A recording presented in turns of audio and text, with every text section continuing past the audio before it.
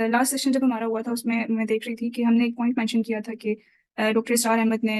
इमरान खान को यहूदी एजेंट एक वीडियो में कहा था। वी सॉ दैट, एंड वो हमने जब यहाँ मेंशन किया था तो लोगों ने कहा कि आप इमरान खान के खिलाफ कोई नेगेटिव प्रोपेगेंडा चला रहे हैं और इमरान खान के खिलाफ ही बातें करना बंद करें। और बहुत नेगेटिव बैकलैश आया था ऑन ट्विटर भी, फेसबुक पे भी, और हमारे व्हाट्सएप ग्रुप में भी लोगों ने डिस्कशंस की थी, इस पर काफ़ी ज़्यादा बहस हुई थी। तो व्हाट वुड यू से ऑन दिस? असल में इमरान खान या जुल्फ़िकार अली भुट्टो, ये वो पॉलिटिकल एंटिटीज़ हैं जिनके किसी भी वजह से, अच्छी वजह से या यानी उनकी पर्सनैलिटी की वजह से, उनके पास्ट की वजह से, उनके कैरेक्टर की वजह से या उनकी पार्टी की वजह से, पाकिस्तान की जो फितरी कलेक्टिव फितरत है ना पाकिस्तानी की, एक पाकिस्तानी कौम की एक हैसियत मजमूई एक फितरत है। वो फितरत चाहे पास्ट में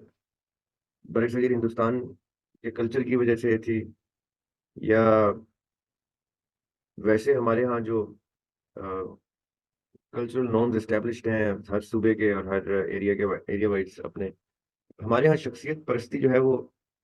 हर सतह पे है। पॉलिटिकल पर्सनैलिटीज़ की शख्सियत परस्ती, रिलीजियस पर्सनैलिटीज़ की शख्सियत परस्ती, एंटरटेनमेंट इंडस्ट्री की सेलिब्रिटीज़ की शख्सियत परस्ती, फैमिलीज़ में, बिरादरी और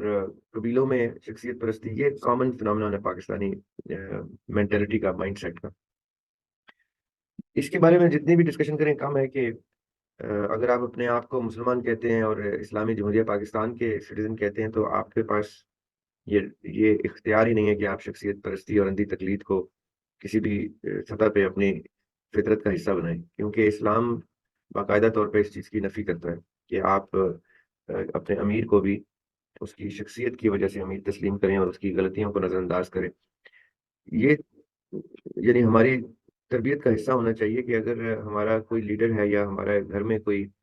मैन ऑफ द हाउस है, चाहे वो हस्बैंड की सूरत में है या फादर की सूरत में है या ब्रदर की सूरत में है। अगर वो गलत कर रहा है कुछ या उससे गलती गैर दानिस्ता तौर पे भी सरज़द हो गई है, तो right to talk about it, to object him, to raise, to criticise. क्योंकि कंस्ट्रक्टिव क्रिटिसिज़्म जो होता है वो बड़ी फ़ायदेमंद चीज़ होती है जो हमारी कौम को समझ में नहीं आती। अब मसला ये है कि आपने ये चीज़ नोटिस की होगी कि इस वक़्त 2 तरह के लोग पाकिस्तान में पॉलिटिकल सोच को से वाबस्ता हैं। एक वो जो ये कहते हैं कि Imran Khan is the saviour, और एक वो जो कहते हैं कि the other side of Imran Khan is better. ये 2 ही तरह के लोग हैं जो ज़्यादा तादाद में मौजूद हैं। लेकिन एक थर्ड फैक्शन ऑफ पीपल भी है जो जो दोनों तीनों को, यानी एस्टेब्लिशमेंट, मिलिट्री एस्टेब्लिशमेंट को, पॉलिटिकल एस्टेब्लिशमेंट को और फिर पॉलिटिकल एस्टेब्लिशमेंट में इन 2 मेजॉरिटीज़ को क्रिटिकल निगाह से देखती है। अब मैं बुनियादी तौर पे उस तबके से ताल्लुक़ रखता हूँ, उस और उस मकतबा फ़िक्र से ताल्लुक़ रखता हूँ जो जो क्रिटिकली इवैल्यूएट करती है इन चीज़ों को, क्योंकि अ, हम क्रिटिकल मैं उन लोगों में अपने आप को शुमार करता हूँ जो क्रिटिकल थिंकिंग को ना सिर्फ़ प्रैक्टिस करते हैं बल्कि प्रमोट भी करते हैं कि अगर आपको किसी भी शख्स में starting from your own self कुछ ऐसी बात नज़र आती है कि जो तशवीशनाक है, जिसके ऊपर क्वेश्चन किया जा सकता है, ऑब्जेक्शन किया जा सकता है, तो आपको वो बात करनी चाहिए, अलग-ऐलान करनी चाहिए, ताकि वो कंस्ट्रक्टिव क्रिटिसिज़्म के पैराए में आपकी पर्सनैलिटी को और आपके डिसीजंस को, आपके एक्शंस को बेहतरी की तरफ लेके जा सकें।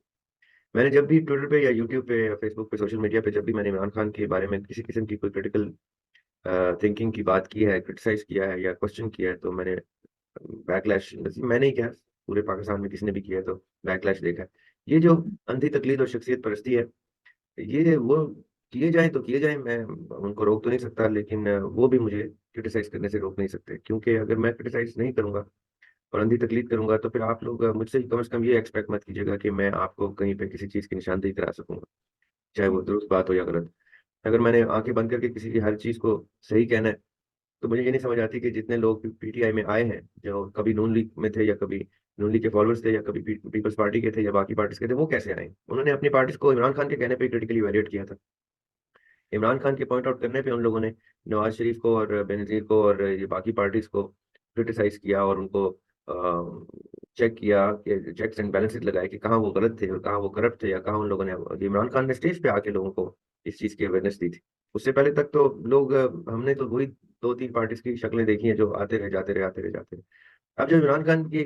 फॉलोइंग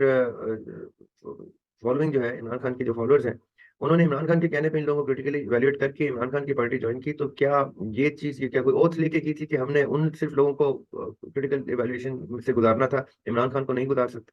अगर इमरान खान ने ऐसा कोई माइंडसेट एस्टैब्लिश कर दिया है आपका, जो कि अच्छी बात की है उसने, तो कम से कम वो चीज़ इमरान खान पे भी अप्लाई करें ना। अगर वो लीडर है तो he should lead by example, कि वो कहता कि भाई मुझे भी उसी तरह से आप लोगों ने क्रिटिसाइज करना है, ताकि मैं भी इंप्रूवमेंट की तरफ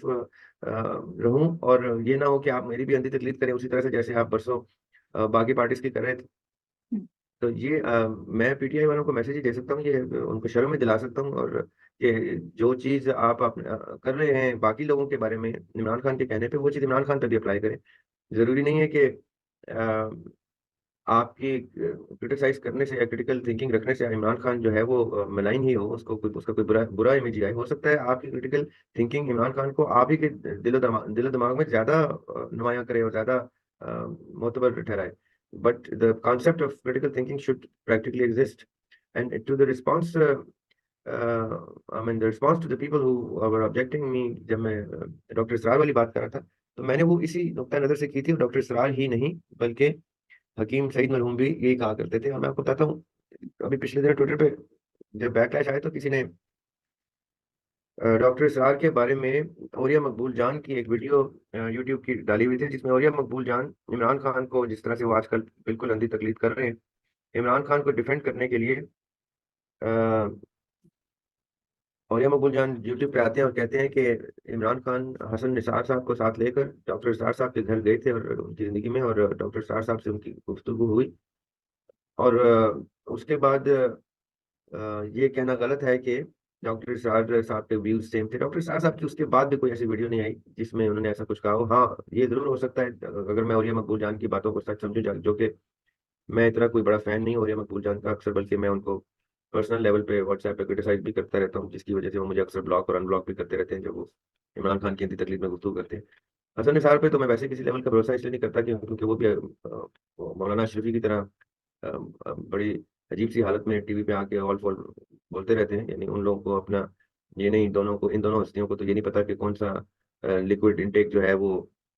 एटलीस्ट किसी टीवी पे आने से पहले नहीं कर लेना चाहिए। तो मैं इन दोनों की तो कोई वैल्यू नहीं रखता। अगर इमरान खान हसन निसार जैसे किसी शख्स को लेके गए हैं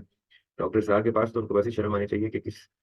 किस बंदे की गवाही लेके गए हैं, जिस बंदे की गवाही की वैल्यू कोई नहीं, क्योंकि ये नहीं पता चल सकता कि वो गवाही देने की पोजीशन में भी हैं कि नहीं। उनकी, यानी उनकी गवाही वैलिड ही नहीं हो सकती, क्योंकि उनको अपनी गवाही याद रहने की पोजीशन भी होती है कि नहीं होती, ये भी नहीं पता किसी को। लेकिन जहाँ तक ताल्लुक है औरिया मकबूल जान का, तो औरिया मकबूल जान अपनी इस उम्र में, पहले पिछली उम्रों में और लोगों की अंधी तकलीफ करते रहे, और अब इस उम्र में इमरान खान की अंधी तकलीफ कर रहे हैं। तो मैं अंधी तकलीफ करने वालों की तो किसी किस्म की गवाही को तस्लीम वैसे ही नहीं करता। चाहे आप अमीरुल मोमिनीन की अंधी तकलीफ कर रहे हो तो वो भी आप गलत कर रहे हैं। तो आपका दीन इजाजत नहीं देता कि आप अपने अमीरुल मोमिनीन की भी अंधी तकलीफ करें। तो ये तो अमीरुल मोमिनीन भी नहीं है, ये लोग तो एक कुफरिया निज़ाम का हिस्सा है, और सारी की सारी बाकी पार्टीज का फिल्थ और गंद लेके, उसी उन्हीं शक्लों को लेके, उसी गंदे नापाक जमहूरी निज़ाम के अंदर, जमहूरियत के निज़ाम के अंदर सर्वाइव करने वाले लोग हैं। इनके ऊपर तो ये चीज़ें, अखलाकी तकाज़े इनके ऊपर अप्लाई नहीं होते। ये तो गैर अखलाकी, गैर मजहबी और आई मीन बहुत ही अजीब सा एक सिस्टम है, जिसके अंदर मैं तो बेयरली सर्वाइव कर रहा हूँ उस अल्लाह ताला के ऊपर तवक्कल करके, कि इस उम्मीद पे कि शायद कोई इंसान का बच्चा किसी किसी गंदे सिस्टम से भी आ जाए और वो निज़ाम शरिया को ले आए और ये जमहूरियत का कुफ्र, इस कुफ्र का बुत टूटे। तो फॉर मी, औलिया मकबूल जान और Hasan Nisar comments do not matter, neither their podcast. हाँ, उन्होंने एक बात उसमें जरूर की थी कि उसके बाद डॉक्टर साहब साहब के इंतकाल के बाद उनके बेटे ने, और ने जो उनकी जमात को, उनकी तंजीम को संभाला है, वो कहीं पीटीआई की तरफ टिल्टेड है। तो हो सकता है, और ये भी हो सकता है कि उनका बेटा पीटीआई ज्वाइन भी कर ले, मुझे इससे कोई फर्क नहीं पड़ता। लेकिन डॉक्टर इसरार साहब वो शख्स हैं, वो शख्सियत थे जिन्होंने जमात इस्लामी को तर्क इसलिए किया था कि जमात इस्लामी ने जमहूरी निज़ाम के अंदर अपनी प्लेसमेंट करके इस रास्ते से इस्लाम के नफाज को की डायरेक्शन रखी थी। डॉक्टर इसरार साहब जो हैं वो मौलाना मौदूदी साहब के फ्रंट रनर थे, और इस तहरीक का हिस्सा थे उस वक्त तक, जब तक इनके नजरियाती इख्तलाफात नहीं आए थे कि ये जमहूरी सिस्टम में एक इस्लामी तहरीक को प्लेस करना वो फिलोसॉफिकली इनकरेक्ट समझते थे और गैर शरीक समझते थे। और मैं आई सेकंड दैट। तो मैं कैसे मान लूं कि डॉक्टर इसरार साहब जो है वो पीटीआई को या इस जमहूरी सिस्टम को इंडोर्स करेंगे, और फिर इतनी बड़ी एक एनालॉजी स्टैब्लिश करके, वीडियोस बना के ये साबित करने के लिए कि इस सिस्टम में इमरान खान को जूश लॉबी ने प्लेस किया है। खाली इमरान खान के जाके उनके घर जाके ये कहने पे कि मेरी वालदा भी आपको सुनती हैं, आपका दर्द सुनती हैं। मेरा नहीं ख्याल कि डॉक्टर साहब ने इसीलिए अपने वफात से पहले तक कोई वीडियो ऐसी निकाली भी नहीं कि जिसमें उन्होंने अपनी बात को रिफ्यूट किया हो। उन्होंने बेशबहा वीडियोज़ ऐसी बनाई जिसमें उन्होंने अपने कुछ रिलीजियस अकायद में रुजू किया। कुछ मामलात ऐसे गुज़रे जो मैं अभी बयान नहीं करना चाहता, आप सर्च कर सकते हैं यूट्यूब पे, जिसमें उन्होंने कुछ ऐसी बातें की थी जिनको बाद में जिन पर उन्होंने रुजू किया। तो वो ऐसी पर्सनैलिटी थे कि वो रुजू कर सकते थे और करते थे, करना करना मुनासिब समझते थे। तो अगर उन्होंने करना होता तो अपनी ज़िंदगी में कर लेते। अब जाके अगर उनके बेटे ऑन बिहाफ ऑफ द तंज़ीम रुजू करते हैं तो वो अलग बात है, ऑन बिहाफ ऑफ डॉक्टर इसरार करना उनके बेटों के लिए भी मुनासिब बात नहीं होगी। और टू क्लोज दिस डिस्कशन, मैं आई स्टिल बिलीव कि जो मरासिम इमरान खान के रॉथस्चाइल्ड फैमिली और इमरान खान के प्रीवियस इन-लॉज़ जो हैं गोल्डस्मिथ फैमिली के आपस में हैं, मैं I would never consider leaving this doubt out of my mind that he has some Jewish backing behind him, otherwise he would not have been alive by now, I believe so. Imran Khan को defuse करना और फिर इमरान खान को dispose करना उनके एडवर्सरीज़ के, उनके दुश्मनान, उनके हरीफों के लिए कोई मसला नहीं था। अगर अभी तक वो सर्वाइव कर रहे हैं, तो इसका मतलब है कि वो एक कीमती एसेट है उन उन लॉबीज़ का, जो लॉबीज़ फ्यूचर प्लानिंग में ऐसे एसेट्स प्लेस करते हैं और उनके ऊपर इतना खर्चा अखराजात करते हैं कि उनको अलाइव रखते हैं, उनको सिस्टम में रखते हैं और कुछ अरसे के बाद उनको बड़े इज़्ज़त से प्लेस करवा के दोबारा से उनसे वो काम निकलवाते हैं। क्योंकि अगर आप 3.5 साल इमरान खान की हुकूमत के देखें, तो आप उसमें देख लेंगे कि एलजीबीटी कैंपेन को जिस तरह से प्रमोट किया गया, जिस तरह इज़राइल के तैयारे लैंड होते थे पाकिस्तान में और प्रो इसराइल गुफ्तगू शुरू हो गई थी। और इमरान खान की वीडियो मैंने यूट्यूब पे डाली है, आप लोग देख सकते हैं, सॉरी ट्विटर पे डाली है, जिसमें वो टू स्टेट सॉल्यूशन की गुफ्तगू करते हैं। जब काकड़ साहब ने की तो आप लोगों ने बड़ा उनको ग्रिल किया, लेकिन इमरान खान ने भी टू स्टेट सॉल्यूशन की थी, जबकि एक पाकिस्तानी को जिन्ना रहमतुल्लाह अलैह की के स्टैंस के मुताबिक सिर्फ single state of Palestine solution promote करना चाहिए। ये टू स्टेट सॉल्यूशन एक गैर इस्लामी गुफ्तगू है। मैं एज अ मुस्लिम ये तस्लीम नहीं कर सकता कि वन स्टेट सॉल्यूशन पैलेस्टाइन को तर्क करके कोई टू स्टेट सॉल्यूशन एक ज़ायनिस्ट स्टेट की, इसराइल की स्टेट की बुनियाद को कोई हाँ करे। तो इमरान खान का ये हाँ करना ही इसराइल प्रो इसराइल बना देता है उनको मेरे ख्याल से। जो शख्स भी टू स्टेट सॉल्यूशन कह के इसराइल की एग्जिस्टेंस को तस्लीम करने की किसी किस्म की गुफ्तगू करेगा, जैसे अभी पिछले दिनों foreign minister of Saudi Arabia ने किया, मैं उसको ज़ायनिस्ट प्रो ज़ायनिस्ट ही कहूँगा। और आप मेरे ट्विटर पे जाएँ please, when you say share the link of that video please go to my Twitter and वहाँ पे मैंने मेरे ट्वीट्स एंड रिप्लाईज़ में देख लीजिएगा, मैंने इमरान खान की टू स्टेट सॉल्यूशन की वीडियो डाली हुई है। अभी आप गूगल कर लें यूट्यूब के ऊपर तो आपको मिल जाएगी, Imran Khan stating two state solution for Israel Palestine. जो शख्स भी आपके अपने सगे वालिद साहब भी अगर ये कहते हैं कि टू स्टेट सॉल्यूशन होना चाहिए, तो तस्लीम कर लीजिएगा कि उन्होंने इसराइल की एग्जिस्टेंस को तस्लीम करना दिल से, यानी दिल से तस्लीम कर लिया, वो प्रो इसराइल है। अब उसके पीछे इसराइली एजेंडा है या उनकी कम फहमी है या उनकी कजी कोताही है, कोई वो अलग बहस है। लेकिन इमरान खान की फैमिली के connections with Rothschild and Goldsmith family and then saying he favours two state solution gives me enough evidence to validate the claim of Dr. Sar Saab Marhoom and Hakim Saeed Saab Marhoom that he is